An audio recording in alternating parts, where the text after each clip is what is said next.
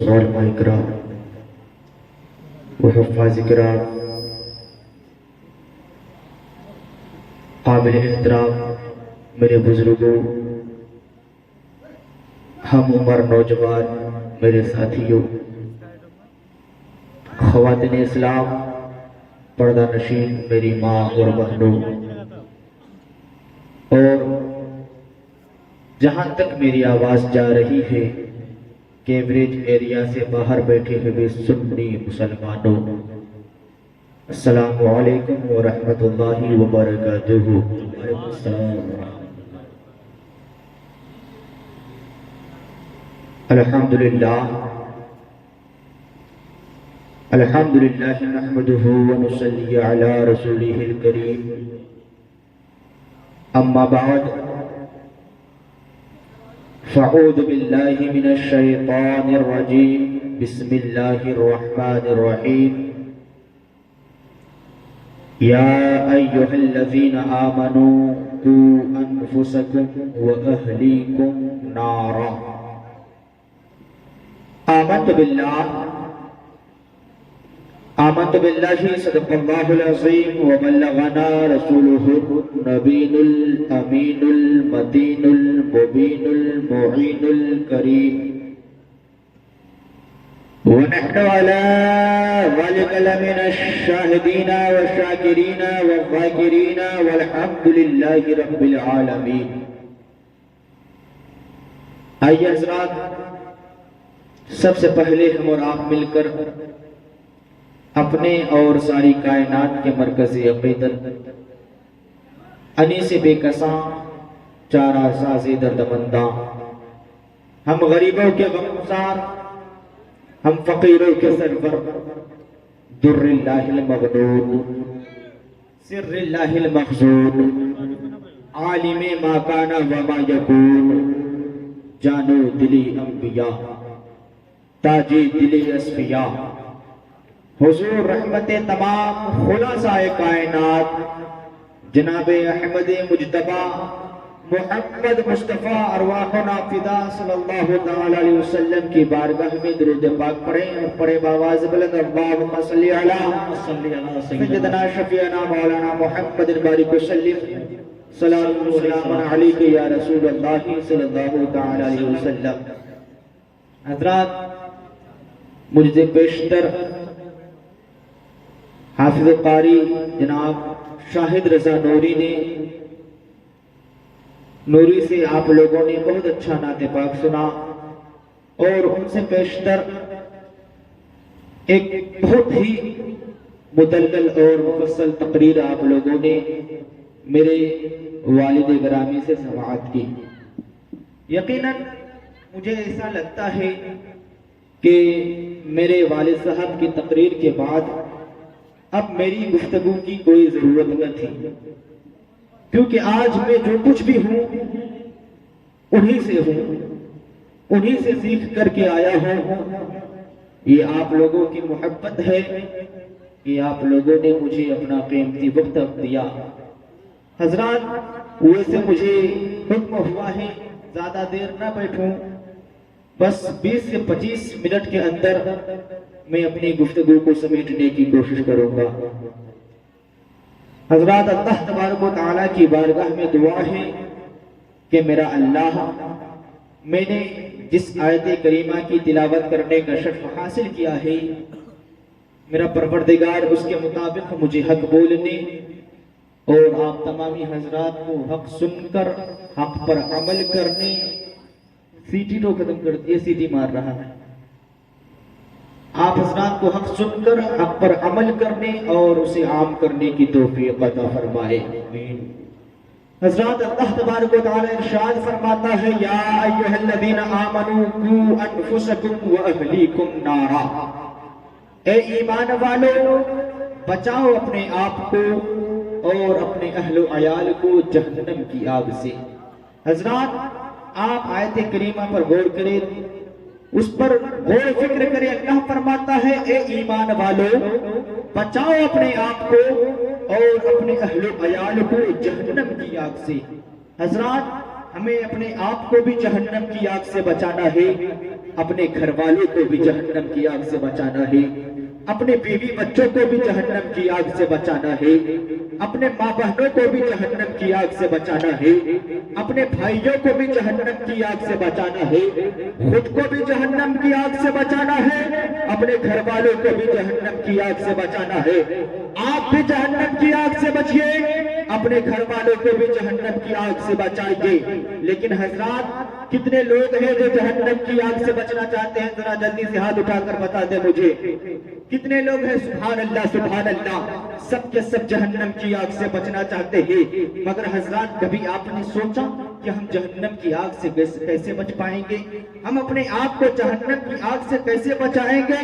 ویسے حضرات جہنم کی آگ تو اللہ تعالیٰ نے مسلمانوں کے لیے نہیں بنایا، جہنم کی آگ تو اللہ نے مومنوں کے لیے نہیں بنایا، جہنم کی آگ تو اللہ نے کلمہ پڑھنے والوں کے لیے نہیں بنایا، جہنم کی آگ تو اللہ نے نبی کے عاشقوں کے لیے نہیں بنایا، جہنم کی آگ تو اللہ تبارک و تعالیٰ نے ایمان والوں کے لیے نہیں بنایا۔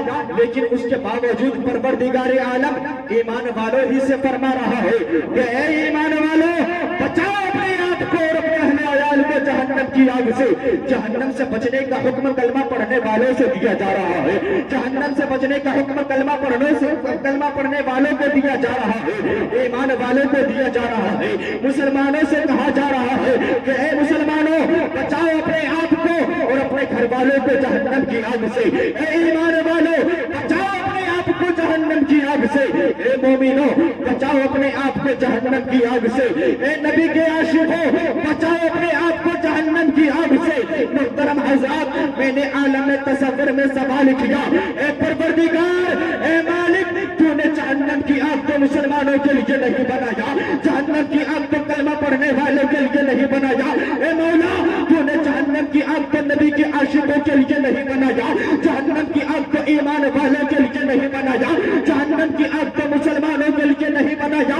لیکن اے مولا، تو جہنم سے بچنے کا حکم کلمہ پڑھنے والوں کو کیوں دے رہا ہے؟ ایمان والوں کو کیوں دے رہا ہے؟ مسلمانوں کو کیوں دے رہا ہے؟ میں نے عالم تصور میں سوال کیا تو جواب ملتا ہے، نادان تجھے پتا نہیں ہے، تم کلمہ پڑھتے ضرور ہو، تم نبی کے عاشق ضرور ہو، تم نمازی ضرور ہو، تم مومن ضرور ہو، تم ایمان والے ضرور ہو، تم مسلمان ضرور ہو، لیکن تمہیں پتا ہونا چاہیے، کہ ایمان کا تقاضا کیا ہے، کلمے کا تقاضا کیا ہے، عاشقی کا تقاضا کیا ہے، دیوانگی کا تقاضا کیا ہے، مومن کا تقاضا کیا ہے۔ ایک مومن کا تقاضا یہ ہے کہ جو ایمان والا ہوتا ہے وہ بے نمازی نہیں ہوتا، جو مسلمان ہوتا ہے وہ شرابی نہیں ہوتا، جو نبی کا دیوانہ ہوتا ہے وہ جواری نہیں ہوتا، جو نبی کا چاہنے والا ہوتا ہے وہ شرابی نہیں ہوتا، جو نبی کا چاہنے والا ہوتا ہے وہ تو نمازی ہوتا ہے، وہ تہجد گزار ہوتا ہے، وہ متقی ہوتا ہے، وہ تقوی شعار ہوتا ہے۔ اے ایمان والے، بچاؤ اپنے آپ کو اور اپنے گھر والوں کو جہنم کی آگ سے۔ حضرات، ہمیں اپنے آپ کو بھی جہنم کی آگ سے بچانا ہے، اپنے گھر والوں کو بھی جہنم کی آگ سے بچانا ہے، اپنے اہل عیال کو بھی جہنم کی آگ سے بچانا ہے۔ لیکن حضرات کیسے بچائیں گے ہم جہنم کی آگ سے؟ کیسے بچا پائیں گے ہم اپنے آپ کو جہنم کی آگ سے؟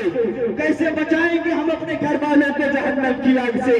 تو محترم حضرات، میں آپ کو بتانا چاہتا ہوں، آپ کو کچھ کرنے کی ضرورت نہیں ہے، صرف دو کام ہے، صرف دو کام ہے، آپ دو کام کرتے چلے جائیے، آپ جہنم کی آگ سے بچتے چلے جائیں گے۔ ان میں پہلا کام یہ ہے کہ آپ حقوق اللہ ادا کر دیجئے، دوسرا کام یہ ہے کہ آپ حقوق العباد ادا کرتے چلے جائیے، تیسرا کوئی کام زندگی میں کرنا ہی نہیں ہے۔ ہم نے جتنے جھمیلے پال رکھے ہیں، جتنی مسائل ہماری زندگی میں ہے، میں کہتا ہوں تمام مسائل کو نظر انداز کرنے کی ضرورت ہے۔ صرف دو کام کرنا ہے، ایک کام یہ ہے کہ اللہ کے حقوق کو ادا کرنا ہے، دوسرا کام یہ ہے کہ بندوں کے حقوق کو ادا کرنا ہے، اللہ کے جو حقوق ہے اسے ادا کر دیجیے۔ تیسرا کوئی کام کرنا ہی نہیں ہے، چاہے وہ 10 سال کا بچہ ہو، چاہے 20 سال کا ہو، چاہے 40 سال کا ہو، چاہے 50 سال کی عمر کا ہو، چاہے 80 سال کی عمر کا ہو، چاہے 100 سال کی عمر کا ہو، ہر شخص کے لیے تو ہی کام کرنا ہے۔ تیسرا کوئی کام زندگی میں کرنا ہی نہیں ہے۔ پہلا کام یہ ہے کہ حقوق اللہ ادا کرتے करते चले जाएंगे। अब हुकूकुल्लाह क्या है?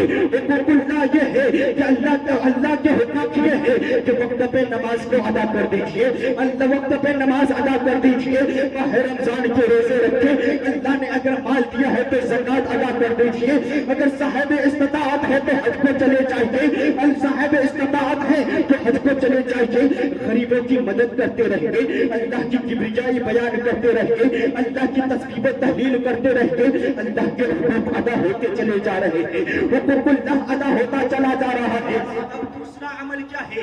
दूसरा काम क्या है? दूसरा काम ये है कि हुकूकुल इबाद को अदा करना है, हमें बंदों के हुकूक को अदा करना है, यानी बाप का जो हक है उसे दे दो, माँ का जो हक है उसे दे दो, भाई का जो हक है उसे दे दो, बहनों का जो हक है उसे दे दो, पड़ोसी का जो हक है उसे दे दो, रिश्तेदार का जो हक है उसे दे दो, रिश्तेदार का जो हक है उसे दे दो, पीर का जो हक है उसे दे दो, मुरीद का जो हक है उसे दे दो, उस्ताद का जो हक है उसे दे दो, शागिर्द का जो हक है उसे दे दो। यानी कि पीर अपने मुरीद का हक अदा कर दे, मुरीद अपने पीर का हक अदा कर दे, उस्ताद अपने शागिर्द का हक अदा कर दे, शागिर्द अपने उस्ताद का हक अदा कर दे, बाप अपने बेटी का हक अदा कर दे, बेटा अपने बाप का हक अदा कर दे, माँ अपनी बेटी का हक अदा कर दे, बेटी अपने माँ का हक अदा कर दे, पड़ोस अपने पड़ोसी का हक अदा कर दे, रिश्तेदार अपने रिश्तेदार हक अदा कर दे। मगर हज़रात, अगर किसी को बुरा ना लगे तो मैं आपको एक जुमला बताना चाहता हूँ, आपसे ये कहना चाहता हूँ, मगर सच्ची बात तो ये है कि ना आज का पीर अपने मुरीद का हक अदा कर रहा है, ना आज का मुरीद अपने पीर का हक अदा कर रहा है, ना बाप अपने बेटे का हक अदा कर रहा है, ना बेटा अपने बाप का हक अदा कर रहा है, ना रिश्तेदार अपने रिश्तेदार का हक अदा कर रहा है, ना उस्ताद शागिर्द का हक अदा कर रहा है, ना आज का शागिर्द अपने उस्ताद का हक अदा कर रहा है। मेरे दोस्तों, यही वजह है कि परवरदिगार फरमा रहा है कि ऐ ईमान वालों, बचाओ अपने आप को और अपने अहले वयाल को जहन्नम की आग से। हज़रात, आप हक अदा करते चले जाइए, आप जहन्नम की आग से बचते चले जाओगे। हज़रात, आज हम हक मारते चले जा रहे हैं, आज हम हक मारते चले जा रहे हैं। हज़रात, हमारा रास्ता तो वो होना चाहिए जो हमें जहन्नम से रोक दे, जो हमें जन्नत की तरफ लेकर के चले, लेकिन हमने वो रास्ता इख्तियार कर लिया है जो हमें जहन्नम की तरफ ले जा रहा है। हम हक मारते चले जा रहे हैं, हर कोई एक दूसरे का हक मार रहा है, हमारे लिए जन्नत की राहें बंद होती चली जा रही है। हज़रात, मैं दूसरों की हक अदा करने की बात क्या करूं? आज का इंसान जो बहुत अपनी मोहब्बत का दावा करता है कि मैं अपने बेटों से बहुत मोहब्बत करता हूँ, मैं अपनी औलाद से बहुत मोहब्बत करता हूँ, मैं अपनी बीवी से बहुत मोहब्बत करता हूँ, लेकिन प्यारे नौजवानों में कहता हूँ नहीं, गलत है। एक शौहर अपनी बीवी का हक अदा नहीं कर रहा है, आज का बाप अपने बेटे का हक अदा नहीं कर रहा है। मुहतरम दोस्तों, मैं आपसे बताना चाहता हूँ, हज़रात, आज देखो कैसे बेटों का हक मारा जा रहा है, कहाँ कहाँ बेटों का हक मारा जा रहा है। हज़रात, ना ऐसे जन्म नहीं ले लेते हैं लोग, शराबी ऐसे नहीं बन जाते हैं लोग, जुआरी ऐसे नहीं बन जाते हैं लोग, ज़िनाकार ऐसे नहीं बन जाते हैं। हज़रात, जब एक बाप अपने बेटे का हक मारता है तब जाकर के कोई शराबी पैदा होता है, जब एक बाप अपने बेटे का हक मारता है तब जाकर कोई जुआरी बनता है, तब कोई बदतमीज और बेअदब बनता है। हज़रात, जब कोई बाप अपने बेटे का हक मारता है, जब कोई माँ अपने औलाद की हक तलफी करती है, तब कोई शराबी बनता है। हज़रात, आप मुझे बताएं, आज के जमाने में हमारे समाज में शराबी लोग जी रहे हैं कि नहीं जी रहे हैं? बेनमाजी लोग जी रहे हैं कि नहीं जी रहे हैं? हमारे समाज में जुआरी लोग जी रहे हैं कि नहीं जी रहे हैं? हमारे समाज में आज माँ बाप पे डंडे उठाने वाले लोग जी रहे हैं कि नहीं जी रहे हैं? हज़रात, मैं आपसे पूछना चाहता हूँ, आखिर ये बीमारी कहाँ से आ गई हमारे समाज में? ये बीमारी कहाँ से आ गई हमारे समाज में? एक अच्छा समाज बना के दिया था मेरे मुस्तफा ने, एक अच्छी सोसाइटी बना के दिया था मेरे आका ने, एक अच्छा मुआशरा बना के दिया था मेरे आका ने। पूरी दुनिया में जहाँ गुनाह ही गुनाह का तसव्वुर था, मेरे आका ने नेकियों का तसव्वुर अता फरमाया था। लेकिन ये बदतमीजों की जमात कहाँ से आ गई? ये बदतमीजों की जमात और बेअदबों की जमात कहाँ से आ गई हमारे समाज में? ये शराबियों की जमात कहाँ से आ गई? तो हज़रात, आपको जवाब देना पड़ेगा। जब एक बाप अपने बेटे का हक मारता है पैदा होता है, जब कोई जवारी पैदा होता है। हजरात, आज लोग मौलवियों के पास जाते हैं, इमाम साहब के पास जाते हैं और कहते हैं हजरत क्या पता है, हम तो तबाह हो गए, बर्बाद हो गए, लुट गए। क्या बर्बादी की वजह क्या है? वो कहता है आज मेरा बेटा मेरा हक ही अदा नहीं कर रहा है, मेरा बेटा तो बिगड़ गया है, मेरा बेटा मेरी हक ही अदा नहीं कर रहा है। कोई तावीज दे दीजिए, कोई तकबीर बता दीजिए। लेकिन प्यारे मुस्लिमों सुनो, मैं आपसे बताना चाहता हूँ, अपने बेटों से अपने हक मांगने वाला, अपने बेटे से तुम अपना हक बाद में मांगना, पहले अपने बेटे का हक अदा कर दो, तब अपने बेटे से अपना हक मांगना। जब एक बाप अपने बेटे का हक अदा नहीं करेगा तो बोलो कहाँ बेटा कहाँ से अपने बेटे बाप का हक अदा करेगा? पहले बाप आया है, पहले बेटा आया है, तो जो पहले आया है पहले हक भी वही अदा करेगा। आज लोग कहते हैं हजरात देखिए लोग शराबी कैसे बन जाते हैं, जुआरी कैसे बन जाते हैं। लोग आप देखिए, आप सोच रहे होंगे कि हमने बेटों का हक कैसे मारा है, आप लोग ये सोच रहे होंगे कि हमने बीवी का हक कैसे मारा है, हमने बीवी का हक कैसे मारा है। तुम्हें क्या पता, मेरा बेटा तो 2-2 हजार मीटर के कपड़े पहना करता है, वो स्कूल जाता है तो पैदल नहीं, साइकिल से नहीं, मोटरसाइकिल से जाता है। तुमने कैसे कह दिया कि मैंने अपने बेटे का हक मारा है? मैंने इसे ईद पे 5,000 की साड़ी अपने बीवी को पहनाया है, 10,000 की साड़ी अपनी बीवी को पहनाया है, 20,000 का लहंगा अपने बेटी को पहनने के लिए दिया है। तुम्हें यह कैसे पता हो गया कि मैंने अपने बीवी का हक अदा नहीं किया, मैंने अपने बेटे का हक अदा नहीं किया?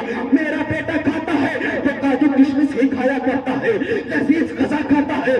तुम ये बात कैसे कह सकते हो कि मैंने अपने बेटे का हक अदा नहीं किया? तो प्यारे बुजुर्गों सुनो, अगर आप ये सोचते हो कि आपने 2,000 मीटर कपड़े पहना करके हक अदा कर देगा, अगर आप ये सोचते हो आपने 5,000 की साड़ी पहना करके आपने अपना हक अदा कर दिया, तो नहीं नहीं, गलत है।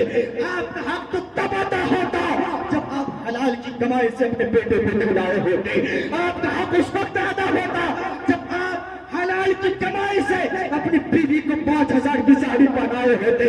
आपने हलाल खिलाया अपने बेटे को, हलाल हराम खिलाया अपने बेटे को, हराम की कमाई से अपने बीवी को साड़ी लेकर के दिया, अपने बीवी का हक मार लिया, अपने बेटे का हक मार लिया। हजरत आज लोग कहते हैं, इमाम साहब से कहते हैं हजरत कोई तावीज दे दीजिए। एक शख्स थे, एक हाजी साहब थे, वो जाते हैं इमाम साहब के पास। अगर यहाँ कोई हाजी साहब हो तो बुरा ना माने, मैं उस हाजी की बात पर बोल रहा हूँ जो हाजी इमाम साहब के पास गए थे। वो हाजी साहब जाते हैं इमाम साहब के पास और कहते हैं इमाम साहब क्या बताएं, हम तबाह बर्बाद हो गए। रोने लगे हाजी साहब ज़ारो कदर, हम तबाह बर्बाद हो गए। इमाम साहब ने पूछा हाजी साहब रोने का सबब बताए, तबाही की वजह बताए। तो हाजी साहब कहता है इमाम साहब क्या बताएं, मेरा बेटा बिगड़ गया है, मेरा बेटा शराब का आदी हो गया है। आज तो हद पार कर दी उन्होंने, आज वो घर से निकला है और घर से निकलने के बाद शराब के अड्डों पे गया है और शराब के अड्डों पे जाकर के वो शराब पी करके आया है, शराब पी करके फुल नशे में आया है और अपनी माँ को गालियां देना शुरू कर दिया है। वो अपनी माँ को गालियां दे रहा था और जब मैं आया तो मेरे बेटे ने मुझसे कहा ए बुड्ढे मेरे घर से निकल जाओ। मेरे बुजुर्गों आप सोचो, जब एक बेटा अपने बाप से कहे ए बुड्ढा तुम मेरे घर से निकल जाओ, तो बोले बाप का कलेजा मुंह को आएगा कि नहीं आएगा? जब एक बेटा अपनी माँ को गंदी गंदी गालियां दे तो बोले माँ का कलेजा फटेगा कि नहीं फटेगा? हाजी साहब कहते हैं इमाम साहब आज मेरे बेटे ने मुझे गंदी गालियां दी है, मुझसे मेरे बेटे ने कहा है ए बुड्ढे घर से निकल जा। इमाम साहब कहते हैं हाजी साहब बात समझ में नहीं आ रही है, बाप हाजी बेटा शराबी कैसे हो गया, बाप नमाजी बेटा शराबी कैसे हो गया? हाजी साहब कहते हैं हजरत मुझे भी समझ में नहीं आ रहा है, मुझे कुछ समझ में नहीं आ रहा है। इमाम साहब कहते हैं हाजी साहब आप रुकिए, आपको मैं एक हदीस का टुकड़ा सुनाता हूँ। इमाम साहब कहते हैं आपको मैं हदीस के पाक सुनाता हूँ। हाजी साहब कहते हैं इमाम साहब जल्दी सुनाएंगे, दिल फटा जा रहा है कसम खुदा की। इमाम साहब कहते हैं सुनिए हाजी साहब, मेरे आका ने फरमाया है कि मेरे आका ने फरमाया है सुनो लोगों, तुम्हारे जिस्म के अंदर गोश्त का एक लोथड़ा है, अगर वो गोश्त का हिस्सा बिगड़ जाता है, अगर वो गोश्त का लोथड़ा बिगड़ जाए तो इंसान का सारा वजूद बिगड़ जाता है, इंसान का सारा वजूद बिगड़ जाता है। अगर वो हिस्सा हिस्सा सुधर जाए, अगर वो थोड़ा समझ जाए तो इंसान का सारा वजूद समझ जाता है। सहाबा अर्ज करते हैं या रसूल अल्लाह, इंसान के अंदर वो कौन सा हिस्सा है, इंसान के जिस्म के अंदर वो कौन सा हिस्सा है जिसके संवरने से सब संवर जाता है, जिसके बिगड़ने से सब बिगड़ जाता है। आप फरमाते हैं मेरे प्यारे सहाबा सभी, इंसान के जिस्म के अंदर वो गोश्त का जो लोथड़ा है, वो जिस्म का जो हिस्सा है वो दिल है, वो दिल है। दिल के बिगड़ने से सब बिगड़ता है, दिल के संवरने से सब संवरता है। जब दिल बिगड़ता है तो इंसान की आंखें बिगड़ जाती है, जब दिल बिगड़ता है तो इंसान के हाथ बिगड़ जाते हैं, जब दिल बिगड़ता है तो इंसान की जुबान बिगड़ जाती है, जब दिल बिगड़ जाता है तो इंसान के पैर बिगड़ जाते हैं, जब दिल बिगड़ जाता है तो इंसान का पूरा वजूद बिगड़ जाता है। जब दिल बिगड़ता है तो कोई शराबी पैदा होता है, जब दिल बिगड़ता है तो कोई जुगारी बनता है, जब दिल बिगड़ता है तो कोई अबू जहल बनता है, जब दिल बिगड़ता है तो कोई अबू शहबा बनता है, जब दिल बिगड़ता है तो कोई अबू लहब बनता है, जब दिल बिगड़ता है तो कोई अबू जहल बनता है। लेकिन जब यही दिल संवर जाता है तो इंसान का सारा वजूद संवर जाता है। जब दिल संवरता है तो कोई सिद्दीक बनते हैं, जब दिल संवरता है तो कोई फारूक बनते हैं, जब दिल संवरता है तो कोई उस्मान और अली बनते हैं, जब दिल संवरता है तो कोई नमाजी बनते हैं, जब दिल संवरता है तो कोई तहज्जुद गुजार बनते हैं। इमाम साहब ने इतना कहा, हाजी साहब रोना बंद कर देते हैं, हाजी साहब रोना बंद कर देते हैं और कहते हैं इमाम साहब बात समझ में आ गई, मैं समझ गया कि मेरा बेटा शराबी क्यों बना है, मेरा बेटा शराबी क्यों बना है। हज़रात चलते चलते एक बात मुझसे छूट गई। आका फरमाते हैं सब प्यारे सहाबी, जब दिल बिगड़ता है तो इंसान का सारा वजूद बिगड़ जाता है। फिर सहाबा अर्ज करते हैं या रसूल अल्लाह, दिल के बिगड़ने से सारा वजूद बिगड़ जाता है, दिल के बिगड़ने से इंसान के हाथ बिगड़ जाते हैं। या रसूल अल्लाह, फिर इंसान का दिल कैसे बिगड़ जाता है, इंसान का दिल कैसे बिगड़ जाता है। आका फरमाते हैं प्यारे सहाबी सुनो, जब इंसान हलाल खाता है तो इंसान का दिल संवर जाता है, जब वो हराम का लुक़मा खाता है तो उसका दिल बिगड़ जाता है। वो इमाम साहब कहते हैं, वो हाजी साहब कहते हैं इमाम साहब सारा वाक़या समझ में आ गया। इमाम साहब पूछते हैं कि हाजी साहब आपने क्या समझ लिया, अभी तो मैंने हदीस पाक का एक टुकड़ा आपको सुनाया है, इससे आपने क्या समझ लिया, आप मुझे भी तो समझाइए, मुझे भी बताइए। हाजी साहब कहते हैं इमाम साहब आज मैं हाजी बना हूँ, आज मैं नमाजी बना हूँ, आज मैं मुत्तकी बना हूँ, आज मैं तहज्जुद गुजार बना हूँ, लेकिन इमाम साहब मुझे वो ज़माना भी याद है जब मेरी शादी हुई थी और मेरी शादी की पहली रात थी, और शादी की पहली रात मैंने अपनी बीवी को जो लुक़मा खिलाया था वो हलाल का लुक़मा न था, वो हराम का लुक़मा था। और आज उसी हराम लुक़मे का असर है कि बेटा शराबी बन गया है, बेटा नाफरमान बन गया है, बेटा बेअदब बन गया है, बेटा शराबी बन गया है। आज इसी शराब का असर है, आज इसी हराम लुक़मे का असर है कि मेरा बेटा नाफरमान बन गया है। तो मोहतरम दोस्तों, हराम लुक़मे का असर बुरा होता है, हलाल लुक़मे का असर अच्छा होता है। आप हलाल खा करके देखो, आज लोग कहते हैं कि समाज में सारा काम हो रहा है मगर नमाजी नजर नहीं आते हैं, मस्जिद खाली खाली सी नजर आता है। अभी मेरे वालिद साहब ने आपको बताया होगा ईशा की नमाज में 7 से 8 लोग नजर आए। लोग कहते हैं कि मस्जिदें नमाजियों से खाली है।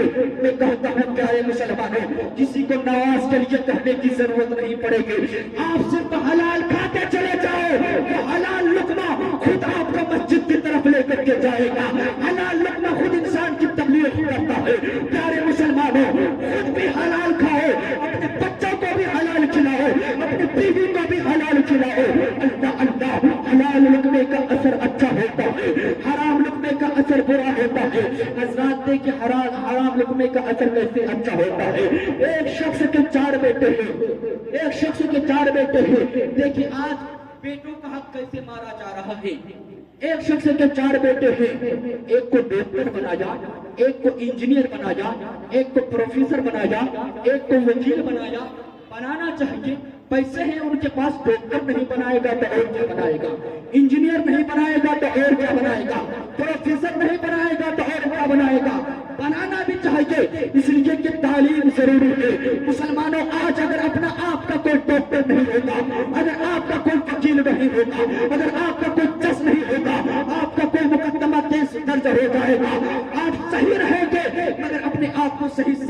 کر پائیں گے. اس لیے اپنے بچوں کو ڈاکٹر بھی بناؤ, انجینئر بھی بناؤ, پروفیسر بھی بناؤ, وکیل بھی بناؤ. کہ حضرات میں یہ بتا رہا تھا, ایک شخص کے 4 بیٹے ہیں, چاروں بیٹوں کی ذمہ داری باپ کے سر پہ ہے. ایک کو ڈاکٹر بنایا, کسی کو انجینئر بنایا, کسی کو وکیل بنایا, کسی کو پروفیسر بنایا. جب چاروں بیٹوں کی تعلیم مکمل ہو گئی تو باپ نے سوچا کہ اب میرا کام مکمل ہو گیا ہے, میرا کام فائنل ہو گیا ہے, اب مجھے کچھ نہیں کرنا ہے, اب مجھے آرام سے بیٹھ جانا ہے. اب صرف اتنا رہ گیا ہے کہ اپنے بیٹوں کی شادی کرا دو, اپنے بیٹوں کی شادی کرا دو. اب وہ رئیس انسان اپنے ڈاکٹر بیٹے کی دلہن کے لیے نکلا ہے, اپنے پروفیسر بیٹے کے لیے دلہن تلاش کرنے کے لیے نکلا ہے, اپنے وکیل بیٹے کے لیے دلہن کی تلاش میں اپنے گھر سے نکلا ہے.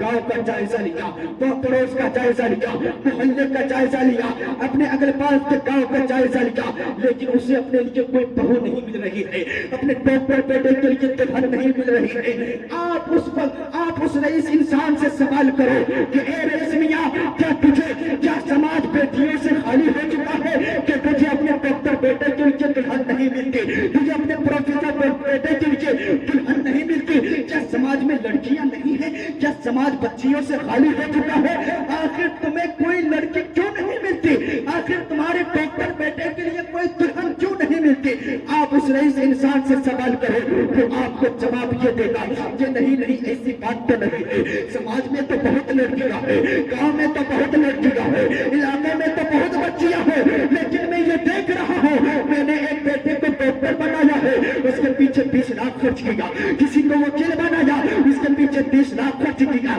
کسی کو انجینئر بنایا, اس کے پیچھے 40 لاکھ خرچ کیا ہے. آخر وصول بھی تو کرنا ہے مجھے. میں یہ دیکھ رہا ہوں جو میرے بیٹے کی دلہن بنے گی, جو میرے لیے بہو بن کر کے آئے گی, اس کے باپ کی تجوری پیسے سے بھری ہے کہ نہیں بھری ہے, اس کے باپ کے دروازے پہ ماروتی کار ہے کہ نہیں ہے. آپ اس رئیس انسان سے سوال کرو, اور رئیس میاں تم یہ بتاؤ, تم اپنے لیے بہو دیکھنے کے لیے گئے تھے, اپنے بیٹے کے لیے دلہن دیکھنے کے لیے گئے تھے, یا اس کے باپ کی تجوری دیکھنے کے لیے گئے تھے, یا اس کے دروازے پہ ماروتی کار دیکھنے کے لیے گئے تھے؟ تم کیسے بھکاری ہو, تم بھیک کیوں مانگ رہے ہو؟ کیا تیرے پاس مال نہیں ہے؟ کیا تیرے پاس دولت نہیں ہے؟ ارے اللہ نے تجھے دولت سے بھی نوازا ہے, اللہ نے تجھے زمین جائیداد سے بھی نوازا ہے, اس کے باوجود تم کیوں مانگ رہے ہو؟ ارے تمہارے لیے یہ تو جائز بھی نہیں ہے. آپ علماء کرام سے پوچھ سکتے ہیں, دہیج کے نام پہ جو پیسے مانگے جاتے ہیں اس کا استعمال ناجائز حرام ہے. ارے تم کیوں مانگ رہے ہو جب اللہ نے تجھے مال و دولت سے نوازا ہے؟ جب تجھے پتا نہیں ہے اسی مانگنے کے سبب سے عائشہ نے اپنی جان دریا میں کود کر کے دے دیا ہے. اب کتنے عائشہ کو مارتے رہو گے؟ تم کیوں مانگ رہے ہو جبکہ تیرے لیے یہ مانگنا جائز بھی نہیں ہے؟ ارے تجھ سے اچھا تو وہ بھکاری ہے جو غریب نواز کی چوکٹ پر مجبور ہو کر کے کٹورا لے کر کے مانگ رہا ہے. ان کے مانگے ہوئے پیسے ان کے لیے تو جائز ہے. ارے تو کیسا بھکاری ہے, تو مانگتا بھی ہے مگر تیرے لیے جائز نہیں ہے, تو مانگتا بھی ہے مگر تیرے لیے جائز نہیں ہے. جب تجھے پتا نہیں ہے مانگنے ہی سے عائشہ نے اپنی جان کو دے دیا ہے. اب جتنے عائشہ کو دینا چاہتے ہو تو محترم حضرات, آج حرام ڈیمانڈ ہو رہا ہے, حرام طریقے سے سسرال والوں سے مانگا جا رہا ہے, لڑکی والوں سے مانگا جا رہا ہے, لڑکی والوں سے لوٹ کر کے لایا جا رہا ہے. اب وہ رئیس انسان لڑکی کے گھر سے لوٹ کر کے لاتا ہے, جہاں مرضی ہوتا ہے اپنے مرضی سے خرچ کر دیتا ہے. اب تھوڑا سا رقم بچتا ہے تو اپنے بیٹے کو لا کر کے دیتا ہے اور کہتا ہے میرے بیٹے میں نے جہاں جہاں خرچ کر دیا یہ تیرے سسرال ہی کا مال ہے, لے تھوڑا سا بچ گیا ہے, اب اسے جہاں تو جہاں چاہے خرچ کر دینا. اب اسی مال سے جو اس کے باپ نے اس کے سسرال والوں سے حرام طریقے سے مانگ کر چلایا تھا, اب وہی دلہا جو اس کی آج پہلی رات ہے شادی کی, اب اسی پیسے سے اسی حرام کے پیسے سے مٹھائی بھی لایا جا رہا ہے, بیوی کے لیے سوٹ بھی لائے جا رہے ہیں, کھانے پینے کی چیزیں بھی لائے جا رہے ہیں. میرے بزرگوں, اگر ایک نوجوان جب شادی کی پہلی رات اپنی بیوی کو حرام کا لقمہ کھلائے گا, حرام کا لقمہ کھلائے گا, تو پہلے اس سے بچہ جو پیدا ہوگا, اس سے پیدا ہونے والا بچہ वो शराबी नहीं पैदा होगा तो क्या होगा, वो जुगारी पैदा नहीं होगा तो क्या होगा, वो माँ बाप पे डंडे नहीं उठाएगा तो क्या होगा। मेरे बुजुर्गों, हलाल हलाल खुद भी खाओ, अपने बच्चों को भी खिलाओ। हलाल लुकमे का असर क्या होगा कि जब आप अपने बच्चों को हलाल लुकमा खिलाओगे तो फिर देखना आपके बच्चे आपकी कैसी खिदमत करते हुए नजर आएंगे। हजरात, आज पे तहत मारा जा रहा है। हजरात, आज ये बड़ी तेजी के साथ एक कहानी में आपको सुनाता हूँ, उसके बाद में अपनी गुफ्तगू को खत्म कर दूंगा। हजरात, बातें खत्म नहीं होगी, मेरा टाइम मुकम्मल हो जाएगा, मेरा टाइम कंप्लीट हो जाएगा। हजरात, बड़ी तेजी के साथ मैं आपको सुनाता हूँ। मैं उस जमाने की बात कर रहा हूँ जो मेरे रसूल के जमाने की करीब की बात है। हजरात, वैसे तो हर जमाना मेरे नबी का जमाना है, हर जमाना मेरे आका का जमाना है, हर जमाना आपके रसूल का जमाना है, लेकिन मैं उस जमाने की बात कर रहा हूँ कि मेरे आका बज़ाहिर दुनिया से चले गए हैं तशरीफ ले जाने के बाद। मेरे रसूल के जमाने के करीब की बात है। नूह नाम का एक शख्स है, वो पेशे का वो जस्टिस है, जज है, पेशे का वो जज है। उसकी एक बेटी है, उसका नाम है फातिमा। नूह नाम का एक शख्स है, एक बेटी है, बेटी का नाम है फातिमा। जज़ाकल्लाह। उसके घर में एक नौकर रहा करता है और नौकर का नाम था मुबारक। 3 शख्स है। अब वो नूह, उसका धीरे धीरे उसका ओहदा बुलंद होता जाता है, उसका ओहदा बुलंद होता गया और आज उसे लोग नूह जस्टिस के नाम से जानते हैं। अब जब वो उसकी बेटी फातिमा जब बड़ी हो जाती है, जब शादी के लायक हो जाती है, हज़रात, बड़ी तेजी के साथ में अपनी गुफ्तगू को समेटने की कोशिश कर रहा हूँ। जब नूह जस्टिस की बेटी फातिमा बड़ी हो जाती है, अब नूह जस्टिस के दिल में ख्याल आता है कि बेटी की शादी करा दी जाए, बेटी का कहीं निकाह किया जाए। अब नूह जस्टिस अपने घर से निकलते हैं, किसी ऐसे लड़के की तलाश है, ऐसे नौजवान की तलाश है जो देखने में भी खूबसूरत हो, जो दौलतमंद हो, क्योंकि हर बाप ये चाहता है कि मेरी बेटी किसी ऐसे घर में जाए जहां उसको किसी किस्म की तकलीफ न हो, किस पैसे के एतबार से, हर एतबार से किसी किस्म की तकलीफ न हो। वो नूह जस्टिस अपने घर से निकलता है और अपने मोहल्ले का जायजा लिया, लेकिन उसे अपनी बेटी के लिए कोई ऐसा लड़का नहीं मिला जिससे अपनी बेटी की शादी कराए। गांव का जायजा लिया, मोहल्ले का जायजा लिया, कस्बे का जायजा लिया, कोई न मिला। आखिरकार नूह जस्टिस परेशान होकर के अपने घर में आते हैं और अपनी बेटी फातिमा से कहते हैं, बेटी फातिमा, आज तक मैंने तुमसे कुछ नहीं पूछा बेटी, लेकिन आज वक्त आ पड़ा है, आज जरूरत पड़ गई है, आज तुझे बताना पड़ेगा। बेटी फातिमा कहती है, अब्बा जान क्या बात है? नूह जस्टिस कहते हैं, बेटी फातिमा, मैं तेरे लिए लड़के की तलाश में घर से निकला हूँ, मैं चाहता हूँ कि तेरी शादी करा दूं, मैं तेरे लिए लड़के की तलाश कर रहा हूँ। बेटी फातिमा, तू बता तेरे लिए कैसा लड़का तलाश करूं, तेरा दूल्हा कैसा होना चाहिए, तेरा हमसफर कैसा होना चाहिए, तेरी जिंदगी का साथी कैसा होना चाहिए। बेटी फातिमा कहती है, अब्बू जान, आज तक तूने मुझसे कुछ न पूछा, आज तक आपने मुझे जो कुछ दिया मैंने उसे दिल से कबूल कर लिया और मैंने आपसे आज तक कुछ न मांगा। अब्बू जान, आज भी आप मेरी शादी जिससे कराएंगे, आज भी आप मेरी शादी जिससे कराएंगे, मैं खुशी खुशी उससे आज भी उससे शादी कर लूंगी। लेकिन वो नूह जस्टिस कहते हैं, बेटी फातिमा, नहीं, आज जरूरत आ पड़ी है, तुझे बताना पड़ेगा। अब वो फातिमा कहते हैं, अब्बू जान, जब आपने पूछ लिया है तो सुने, मेरा जो दूल्हा होगा वो कैसा होना चाहिए, मेरा दूल्हा कैसा होना चाहिए। वो नूह जस्टिस कहते हैं, बेटी फातिमा, बताओ तेरा दूल्हा कैसा होना चाहिए। बेटी फातिमा कहती है, अब्बू जान, जब आपने पूछ लिया है तो सुने, आपने जब पूछ लिया है तो सुने, जो मेरा जो दूल्हा होगा वो नमाजी होना चाहिए, वो वक्त का नमाजी होना चाहिए, वो तहज्जुद गुजार होना चाहिए, वो तकवा शिआर होना चाहिए, वो हराम खोर नहीं बल्कि हलाल खोर होना चाहिए। अब नूह जस्टिस अपने घर से निकलते हैं, एक ऐसे नौजवान की जरूरत है, एक ऐसे नौजवान की तलाश है जो वक्त का नमाजी भी हो, तहज्जुद गुजार भी हो, तकवा शिआर भी हो, माँ बाप का फरमा बरदार भी हो, हलाल खोर भी हो, मुत्तकी भी हो। अब नूह जस्टिस अपने पूरे मोहल्ले में जायजा लेता है, लेकिन कोई नहीं मिलता है। नूह जस्टिस फिर वापस आता है और अपनी बेटी फातिमा से कहता है, बेटी फातिमा, तुमने इतने शर्तें लगा दिया है कि ऐसा लड़का मुझे मोहल्ले में कोई नहीं मिल रहा है, कोई नहीं मिल रहा है। बेटी फातिमा, अगर कोई نمازی ہے تو وہ تہجد گزار نہیں ہے، اگر وہ تہجد گزار ہے تو پھر وہ ماں باپ کا فرما بردار نہیں ہے۔ یعنی ایک خوبی پائی جاتی ہے تو ایک خوبی نہیں پائی جاتی ہے، ایک خوبی نہیں پائی جاتی ہے۔ اے بیٹی فاطمہ تیرے لیے کیسا دلہا تلاش کروں؟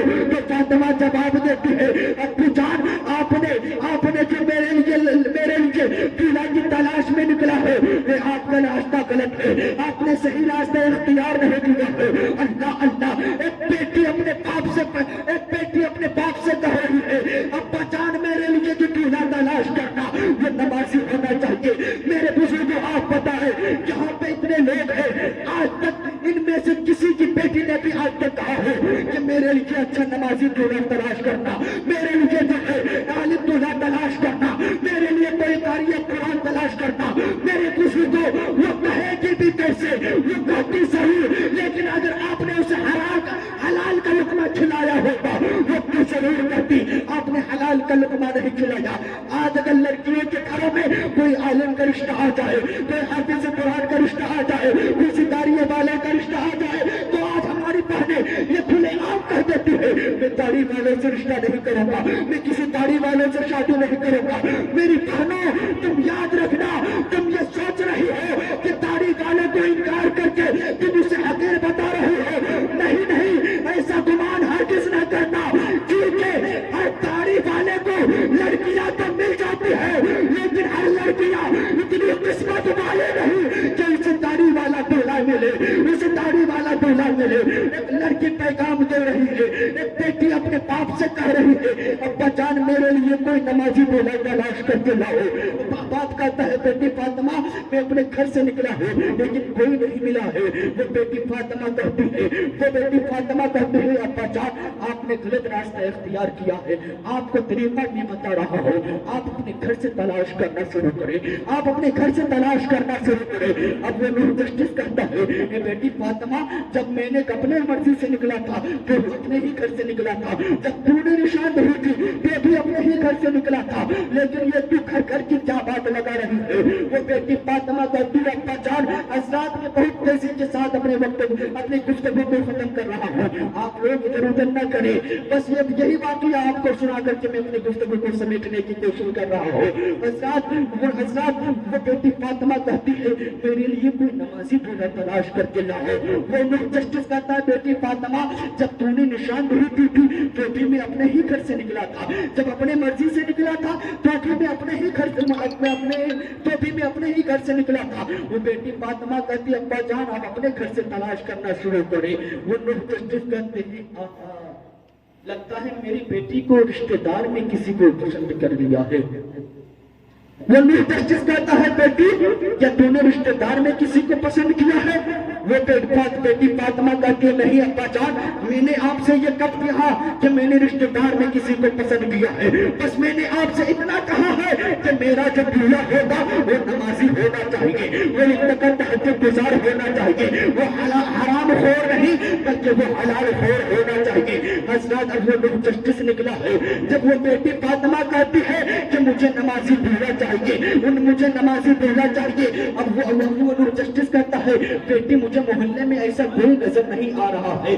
جب وہ بیٹی فاطمہ کہتی ہے کہ ابا جان آپ اپنے گھر سے تلاش کرنا شروع کرے تو باپ کہتا ہے جسٹس کہتا ہے بیٹی میرے گھر میں تو کوئی نہیں رہتا، ایک میں رہتا ہوں، ایک تو رہتی ہے، ایک میرا غلام مبارک رہتا ہے، ایک میرا نوکر مبارک رہتا ہے، جیسا ہی مبارک کا نام آتا ہے جسٹس نے اپنے غلام مبارک کی پوری زندگی کو کھنگا لیا، اس کی نماز سامنے آ گئی، مبارک کی تہجد گزاری سامنے آ گئی، مبارک کی تقوی شعاری سامنے آ گئی۔ تو جسٹس کہتا ہے بیٹی فاطمہ کیا تو نے میرے غلام مبارک کو پسند کیا ہے، کیا تو نے میرے مبارک کو پسند کیا ہے؟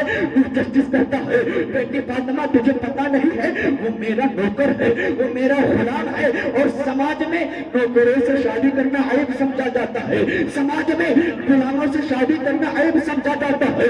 وہ بیٹی فاطمہ کہتی ہے ابا جان میں یہ نہیں جانتی کہ وہ آپ کا نوکر ہے، بس مجھے یہ چاہیے کہ میری جس سے شادی ہو، جو میرا دلہا ہوگا، جو میری زندگی کا ہم سفر بنے گا، وہ کوئی شرابی نہیں ہونا چاہیے، وہ کوئی حرام خور نہیں بلکہ وہ حلال خور ہونا ہوتا ہے نوح جسٹس کہتا ہے بیٹی فاطمہ وہ میرا غلام مبارک ہی ہے، وہ میرا نوکر مبارک ہی ہے، جو حلال خور بھی ہے، جو اپنے وقت کا نمازی بھی ہے، جو تہجد گزار بھی ہے، اپنے ماں باپ کا فرما بردار بھی ہے۔ اب وہ نوح جسٹس کہتا ہے بیٹی فاطمہ جو میرے غلام سے شادی کرنا چاہتا ہے۔ اب نوح جسٹس سوچ میں پڑ جاتا ہے، وہ بیٹی فاطمہ کہتی ہے ابا جان آپ سوچ رہے ہیں؟ نوح جسٹس کہتے ہیں ہاں بیٹی میں سوچ رہا ہوں۔ وہ فاطمہ کہتی ہے ابا جان اچھا سے سوچ لیجیے، اس لیے کہ جب آپ کورٹ میں رہتے ہیں، جب آپ کچہری میں رہتے ہیں، آپ بہت بار ایسا بھی فیصلہ ہو جاتا ہے کہ آپ جلدی سے فیصلہ کر دیتے ہیں، فیصلہ کبھی غلط بھی ہوتا ہے کبھی صحیح بھی ہوتا ہے، لیکن ابا جان آج وہ غلطی آپ نہ کریے گا، آج میری زندگی کا سوال ہے۔ نوح جسٹس کہتا ہے بیٹی میں نے فیصلہ کر لیا، اب تیرا شادی، اب تیرا نکاح، تیری شادی کسی اور کے ساتھ نہیں، میرے غلام مبارک ہی کے ساتھ ہوگی۔ تو حضرات حلال خود بھی کھائیے، اپنے بچوں کو بھی کھلائیے۔ حضرات میں اپنے اس مختصر سی گفتگو میں آپ کو یہی پیغام دینا چاہ رہا ہوں، آپ بھی حلال کھائیے، اپنے بچوں کو بھی حلال کھلائیے، آپ بھی جہنم کی آگ سے بچتے چلے جائیں گے، آپ کے بچے بھی، آپ کے اولاد بھی، آپ کے گھر والے بھی جہنم کی آگ سے بچتے چلے جائیں گے۔ وآخر دعوانا الحمدللہ رب العالمین۔ السلام علیکم ورحمۃ اللہ وبرکاتہ۔